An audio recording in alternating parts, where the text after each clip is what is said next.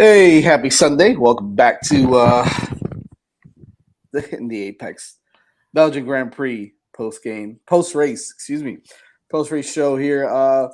Vish, good Lord, what a crazy ass race today. So many things going on at the beginning, but then, basically what we all thought was going to happen, right? At some point, it was just going to be total domination by Max Verstappen as he ends up obviously taking the podium in P1. Obviously, basically a perfect day for Red Bull as they go P1 and P2 with with Ferrari and P3, and we'll definitely get to Oh, that. But Ferrari. before that, this is an ode to Danny Ricciardo and my Plan G fans. Okay, that's what this is for. I think For Norris is the one who tries to go Plan G, but for any for anybody Ricardo that's might be looking, on his career Plan G right now. So yeah. For anybody that's watching this, says, "What the hell is he doing wearing a McLaren he's given up. hat?" He's given up on Ferrari. He doesn't want to be associated with it. No, no. I mean, listen, man. I mean, would you blame me, right? Would you blame me? Oof. Oh, God. Look, I'm going to say this, and then I'll kind of hand it off to you. Talk about the race, but this is what I'll say, and I think this is what everybody's thinking and what everybody knows, right? That at this point, speaking of Ferrari, the drivers don't trust the team, right? Neither Leclerc, and we obviously heard it from those fireside chats, as you like to call them. But the Ferrari does, the drivers, Leclerc and Sainz, do not trust that team right now. And to be quite honest with you, I don't think the team trusts themselves. They lack confidence. They lack, the understanding of what the hell they're doing out there and how to, just run a successful competitive race. I think at the beginning of the race, with the undercut and pitting, that was okay. That wasn't bad. But as you saw the race kind of continue, you noticed that they were just kind of freaking out a little bit, trying to go. They didn't have a plan in place. They typically have 17 plans. It felt like they had no plan in place for certain situations that were starting to happen later on down the race. I don't, I definitely want to hear your take on that. I just don't. Obviously, I don't think even fans have any confidence in this team anymore. It's just Leclerc and Sainz doing whatever the hell they can do to be competitive and win. And not only that, I just don't think the car was a competitive car Yeah, this no, it wasn't. this weekend, right? No, and so a couple of things. I think first of all, we all knew Max's pace was just throughout the. I mean, he was. I still don't understand how he's. I mean, I guess he's that much better, but like how he's that much Unbelievable. faster than Checo because they're in the same car. But he, I mean, his pace was ridiculous. There was nothing Ferrari was going to do there. This race was over when the red flag happened because the Yeah. only chance was Max getting stuck a little bit, taking like maybe 10, 15 laps to eat up the field. And then he's maybe 15, 20 seconds off He the ate up the pace. field in the first lap. Well, he got up to eighth. Well, first the Yeah. AlphaTauris just decided they were going to start from the pit lane, which, I mean, come on, Yeah. Well, that's kind of crap. But so they weren't in the way. So 14th was really 12th. right. But then yeah, he got up to eighth, and then the red flag. So that bunched the field back up because the only way that anyone other than Max was going to win this race is he takes a lap to get around each car. So he does like the first 10, 15 laps at a slower pace. And that allows the front runners to open up a big gap. Once the field was bunched and he was already in eighth, this thing was over. Yeah. So there was nothing Ferrari could really do there. Now they did get a bit of bad luck. One of the tear offs on the visors got stuck in Leclerc's brake duct, so he had to pit under the safety car. How crazy is But that? How crazy is I that? mean, it does happen Yeah, it's occasionally. But crazy. here's where the problem is, right? It's like you'll appreciate the analogy. It's like in baseball where if you've got the yips, the ball finds you. Yeah. So now they didn't have anything that they had gamed out in terms of okay, we stop on like lap 3 with Leclerc. So that's where like you said, didn't like they had a strategy. I don't think they had scenarioed out what if we dive into the pits under an early safety car, and that's why they were kind of trying to figure it out in the middle of the race. Yep.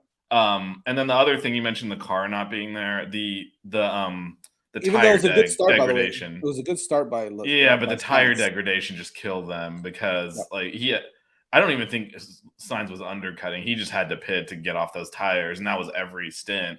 He was just off sequence. That's why by the end, the Mercedes was kind of faster, and the Mercedes had no pace this weekend. If you remember, like you said at the beginning, he came out in front. He controlled the pace well, opened a little gap to Checo. Now he was on softs and Checo was on mediums, but it looked like, hey, we might have a race here. Although, as you saw, Max just just picking everyone off like so easily. You're like, there's no way anyone's holding this man off. But at least we thought maybe Sainz would finish second. But once the following stints, and he couldn't make the mediums last either, and neither could Leclerc, and then they had to go onto the hards, and so there wasn't much Ferrari. I don't think Ferrari could have really finished better than they did, but the way that they conducted themselves does not, like, even like the last lap thing where they're trying to get a fastest lap point for some reason.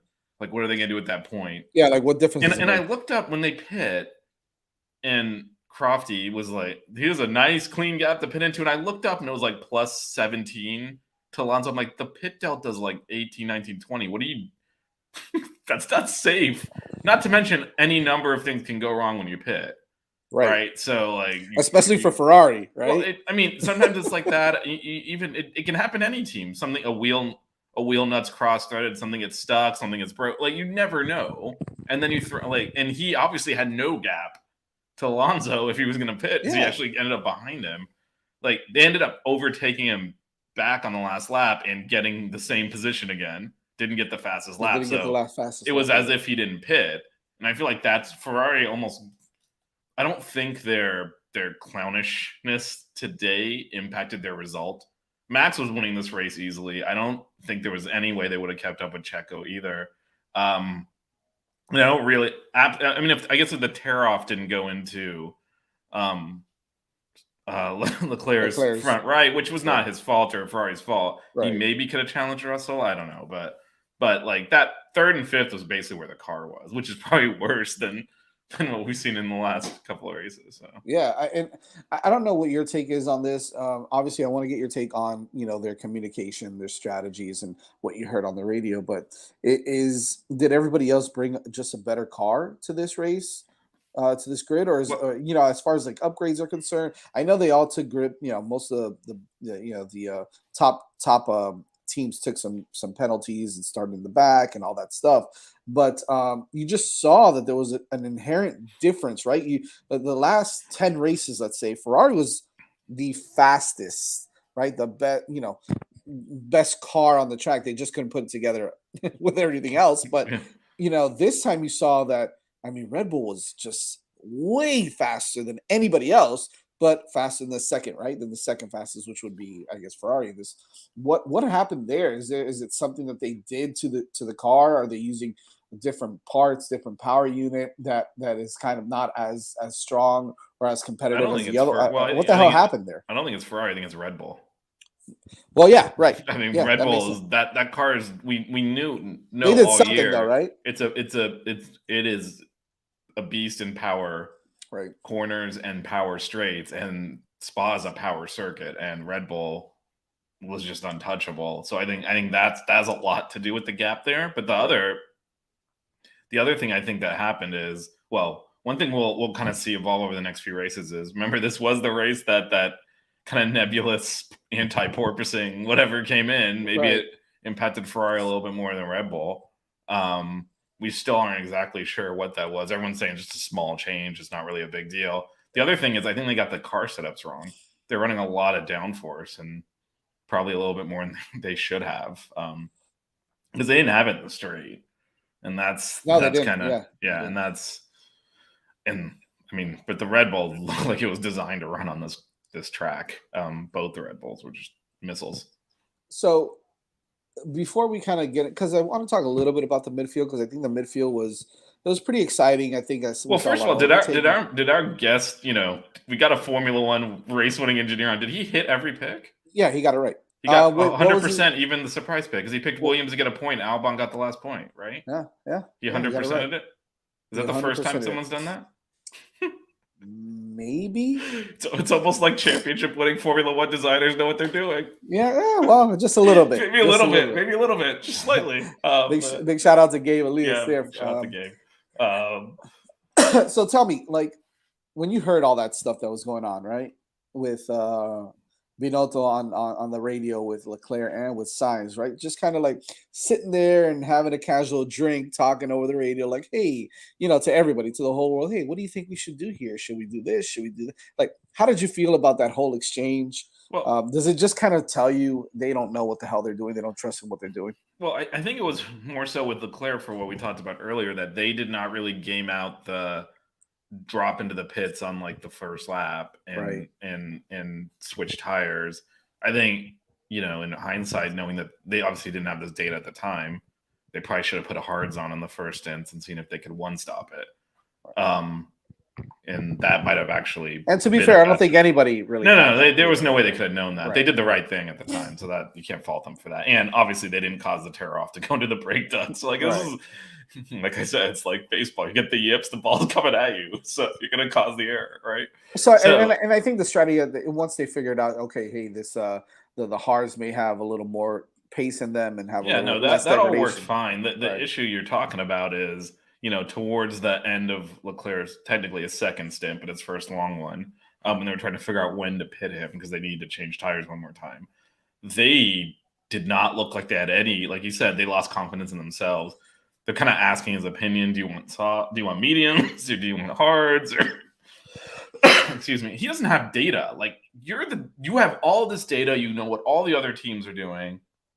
You know how the hard tires are reacting. How could the driver possibly make that call? The only thing that's appropriate to ask him is like, do you still have grip? Are you feeling comfortable out there? Because if he's not trusting the car, you got to pit him. So that's usually what the question is like, can you go a few more laps? How do you feel? You feel good on the tires? And you'll see all teams kind of ask that question. Right. You don't ask not do you want to use hard or soft? Yeah. Right. Compound to put on like that when I mean, occasionally you can if there's like if there's been a lot of running on the different compounds over the course of the weekend and it's kind of a split difference and they've run them both in the race. That's the key. So if they were asking him, like, let's say the choice was between mediums and softs, theoretically the soft should always be faster over a short period of time, but sometimes the mediums actually just on a race pace run better. So sometimes they'll ask the driver, do you want to go to softs or do you want to go to mediums, right? Because they've already run them in race conditions and now they're doing their second stuff. To just be like, hey, this tire that no one's really run a lot on this weekend, do you want to try that? Instead of like, they had data that it was working. They should have just said, hards are working, we're going to hards. And last race they had data it wasn't working and then they didn't ask and they just put them on hards anyway. So it doesn't inspire confidence, I guess. I don't think there would have been much, attention on it if not for the last several races where they screwed the strategy up multiple times. There's like a microscope on this. I will say it was fascinating to kind of see the the analysis in real time. Like this is the discussions they have on the pit wall that we don't usually hear. They usually have like the strategists, the race engineers all have, and then they tell the driver what to do. They just did it over the radio. It was good to hear. And I think it was fun. How crazy was it? I mean, typical Fernando Alonso's fashion, right? Just completely talking trash to Lewis Hamilton for their incident on the first lap there. Yeah, and I thought Hamilton handled that well. It was 100% his fault. Yeah, it was. After when they interviewed him, he's like, "It was my fault, 100%."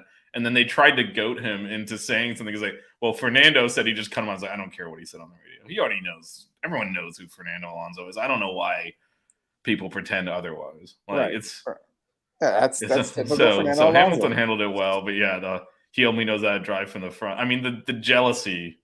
This is dating. This is like a 15-year feud at this point, but he still has not gotten over Hamilton showing up as a rookie and him a two-time world champion and Hamilton beating him in the same car. He still hasn't gotten over it. Oh yeah, still jealous. That was you have to wonder though. Hamilton qualified ahead of Russell, got a better start. Look, like if he did not make, he threw his race away, and he did, and probably because at the end that Ferrari, just like you said, did not have the pace, and it wasn't just Sainz because Russell was opening up a gap on Leclerc. Like they were both similar tire life, and he was opening it up, and fortunately for Ferrari, Russell made an error, ran wide, screwed his tires up. Because he was pulling out half a second. So that's why he was able to kind of pull. That is why. That's why Sainz was able to. That's why Sainz was able to hold him off. With about 4 or 5 Jack in the chat. By the way, how ironic, right? That the two that didn't finish were teammates last year in Mercedes. Yeah, the two Mercedes. I mean, you So, got to feel for Bottas there. yeah, Like poor guy. Latifi just lost it, and Bottas had to swerve to miss him and got beached.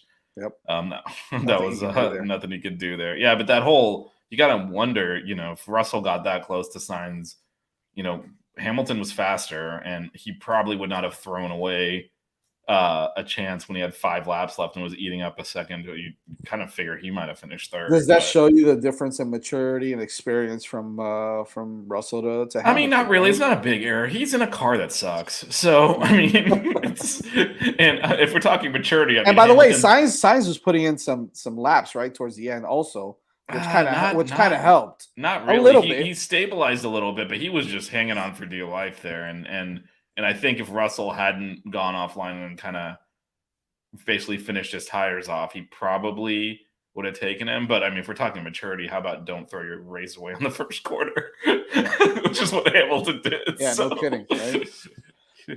So I mean, no, Russell ran a good race, and that car should not. I think for Ferrari, the constantly, why were they in a position where I think they all expected to be behind the Red Bull. With the Mercedes, and the Mercedes was bad this weekend. Like, kind of being competitive with them is not. Talk about someone that was pretty good this weekend. Did we mention that? Jack? No, we haven't mentioned that, right? Well, Jack just regarding a 5-second penalty to Leclerc. No. When did that happen? Did that just happen? We've been live since you have to explain to us what happened. Yeah, we've been live for about 15 minutes, so I didn't see anything come up. But that'll put him behind Alonso thanks to that nice let's pit for fastest lap. So maybe I have to amend my earlier statement that their shenanigans did not cause them points, because I think that would have done it. I don't know why he would get the 5-second penalty though. Charles, yeah, he did. For speeding in the pit lane, he drops a P6. Wow. I mean, wow. I don't know what you can do with this team, because, in fact, like, I feel clairvoyant now, because I said the reason you don't pit is so many things can go wrong, and there's one of them. Well, there you go. And that's exactly what he did, just to be able to try, and actually came up behind him anyway, but they squeezed in to try and get a point. So, yeah, that's going to cost him more than a point now. Ridiculous. It's absolutely ridiculous what Ferrari he wasn't pit safe. Like, you got to be, so when you do these things, you want the typical pit stop delta plus 3 or 4 seconds, right, at least, so that you come out comfortably ahead, because you could always have like a slow wheel, not anything, and and they did not have anything close to that. It was touch and go. So Leclerc's, like, the fact that Leclerc speeded in the pit lane still didn't come out in front of him. Well, that goes to show you how desperate they are, right? To get something. But what are they going to do with the point? That's my question. Like, what difference would it have made? Yeah, he's running fifth. I mean, that is, wow. And they even mentioned it, right? I think it was I don't remember if it was Julian Palmer or one of the other two that was like, well, he can get this 1 point, and that'll make him that'll make him closer to be fighting for the world championship. And then I think it was who was it that said it? He's like, he's not winning the championship. As a matter of fact, Sergio is going to overtake him in the point standings this week anyways, because he's going to end up in second place. So I just don't understand this whole narrative of, he's still in I mean, technically, from a points perspective, could he be? Yeah, but everything has to absolutely go wrong. They have to have like 5 DNFs in order for this, and then Leclerc's gonna have to win every single race. That's not gonna happen. It's not gonna happen. So why do they keep trying to mention that he's in battle for that world championship? He's not. It's Max Verstappen and nobody else. He's gonna run away with this. He already has. Yeah, but even just beyond that, it's the sheer incompetence. Right.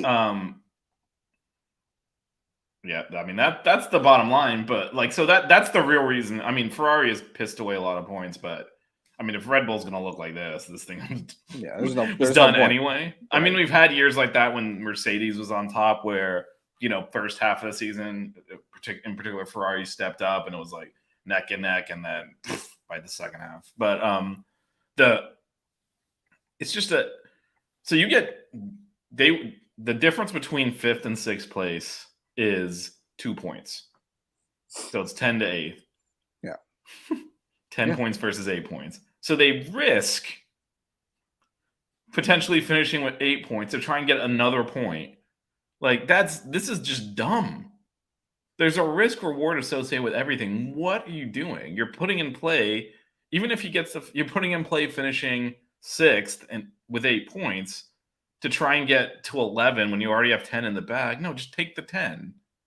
And that is just a chronic. We saw them do that. I forget which race it was now. They've all kind of run together, but so I do it earlier in the year when, he was comfortable, I think, in 2nd or 3rd, and they put him on the new tires and he ended up pushing and spinning out and finishing like 7th or 8th or whatever. Like, this is, you got to know how to manage a race, and Ferrari clearly doesn't. Like, none of that was worth it for a point. And then, I mean, they obviously, it's not their fault. Like Leclerc, I mean, speaking of the pit lane, there's a pit lane limiter button. Like, I don't know. So I don't know what was going on there. That's like gotta be on Leclerc, but I don't know what's going on with that, but that is that's a yeah. Well, happy Sunday to you. But yeah, I don't know how you speed in the pit lane, and we can't hear you, Jazz, even though you're off mute according to the thing. I don't know if someone else muted. You know what my computer does every once in a while. All right, well, there we go. We're back. We're back. Real quick before we get out of here, are you impressed by Alonso and Ocon's? Yeah, and I will say it does feel like that battle for 4th is not really a battle.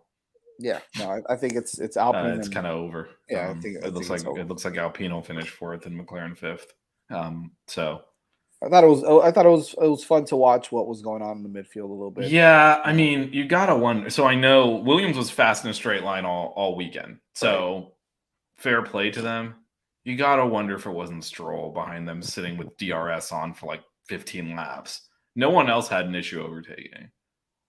Except Stroll. So I don't understand. I get it. I get it that like the Williams is fast in a straight line. It's hard to overtake in a straight line. But I don't even recall seeing an attempt. Like, I do not understand I can have DRS for that many laps and not, make a dent. And that's what created the DRS train, which we saw that because there were other cars in that train. Like, that order switched a few times behind. It did, yeah. As, like, with both cars having DRS, they were able to overtake. And I don't understand how Stroll just sat there, that DRS, and, like, took his 11th. I was impressed with Vettel as well. He had a really good race. He did. I was about to mention. I think Vettel looked nice. Hey, listen, Gasly finishing a race and getting the points. I just keep thinking about what's going to happen next year, right? With these midfield cars, Alpine has a seat open. What's going to happen? We've mentioned this time and time again. What's going to happen with AlphaTauri? Are they going to make some moves? Obviously we know that it's Alonso in Vettel's seat now for Aston Martin, but the Williams shows promise every once in a while. You see, Albon's a pretty decent driver. I think he's a decent driver. Now they mentioned his Latifi going to get another shot. I don't know how. I mean, Latifi is so bad. He is. He's bad. I mean, who's worse, him or Mick Schumacher? And then Mick Schumacher's looking like he's going to get a better seat. Mick Schumacher. I mean, he looks like he's going to get a better seat, though, right? Like it's crazy. Maybe. I mean, it's hard to see how. I'm still not sure how this is going to shake out. So, yeah, that's just. I mean, first of all, Latifi's got to go. That you can't. He's so far off of Albon's pace every week. It's just you can't have that. Frankly, if Aston Martin was a more serious team, like Stroll would go. Like there are some drivers on the grid that shouldn't be there. Well, his dad owns the team, so I know. So he's not going anywhere. But those two are kind of the obvious ones because they've been there for several years. Like sometimes it takes a little bit to get going. Like we saw Albon was crap in really bad in the Red Bull. So was Gasly, but they kind of found their footing.